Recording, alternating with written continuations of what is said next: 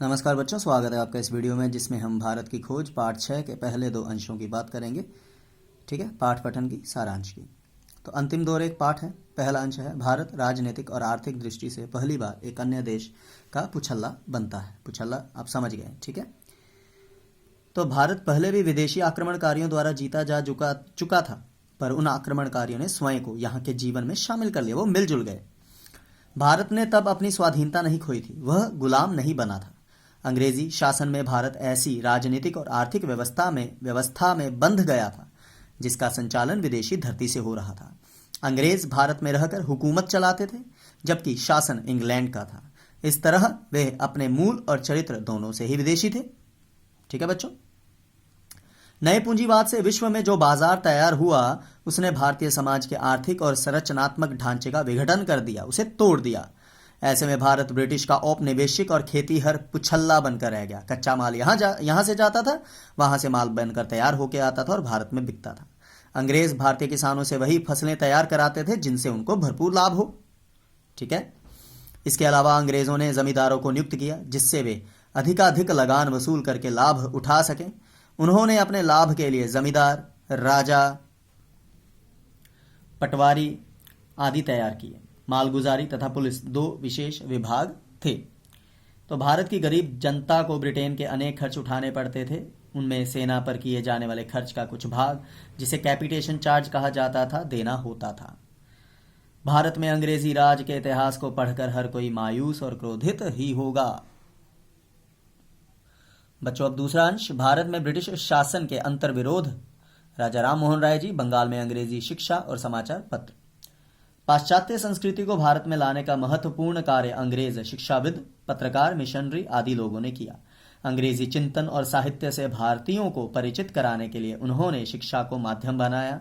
यद्यपि अंग्रेज भारत में शिक्षा का प्रचार प्रसार नापसंद करते थे, परंतु अपनी जरूरतों को पूरा करने के लिए शिक्षण प्रशिक्षण के माध्यम से क्लर्क तैयार किए ताकि कम वेतन पर उनसे काम कराया जा सके।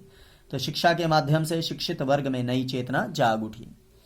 वे गुलामी से छुटकारा पाने के लिए चिंतित हो उठे। पहले ये पढ़ाई सिर्फ स्वार्थ के लिए थी, पर बाद में लोगों में जागरूकता आई। तो बच्चों, अंग्रेजों ने अपनी भलाई तथा अधिकाधिक लाभ कमाने के लिए नई तकनीक, रेलगाड़ी, छापाखाना, दूसरी मशीनें, युद्ध के अधिक कारगर तरीके आदि का प्रचार किया, पर इन सभी से भारतीय जुड़े थे। इनके माध्यम से शिक्षित वर्ग एक दूसरे के निकट पास आया। उनके विचारों में व्यापक परिवर्तन हुआ। सबसे अधिक दिखने वाला तथा व्यापक परिवर्तन यह हुआ कि खेती हर व्यवस्था टूट गई, क्योंकि भारत कृषि प्रधान देश रहा है। जमींदारी की व्यवस्था मजबूत हुई, मुद्रा का अधिक प्रचार प्रसार हुआ और जमीन बिकाऊ हो गई। आप समझ सकते हैं, पहले बिकती नहीं थी ना। तो बंगाल इस परिवर्तन को देख चुका था, क्योंकि ब्रिटिश शासन वहां 50 साल पहले आ चुका था।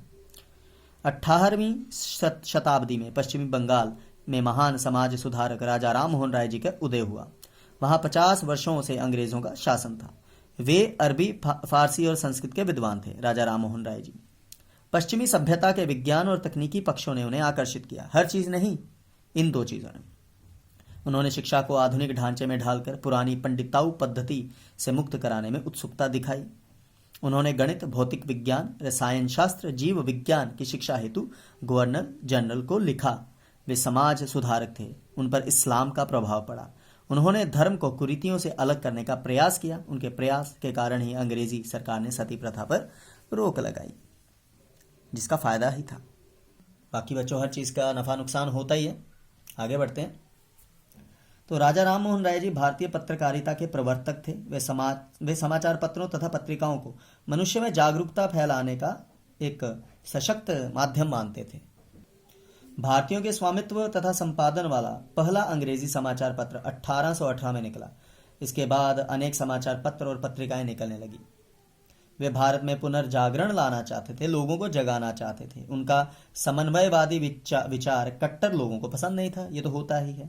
वे उनके सुधारों के विरोधी थे। बहुत से लोगों के साथ टैगोर जी का परिवार उनका समर्थक था।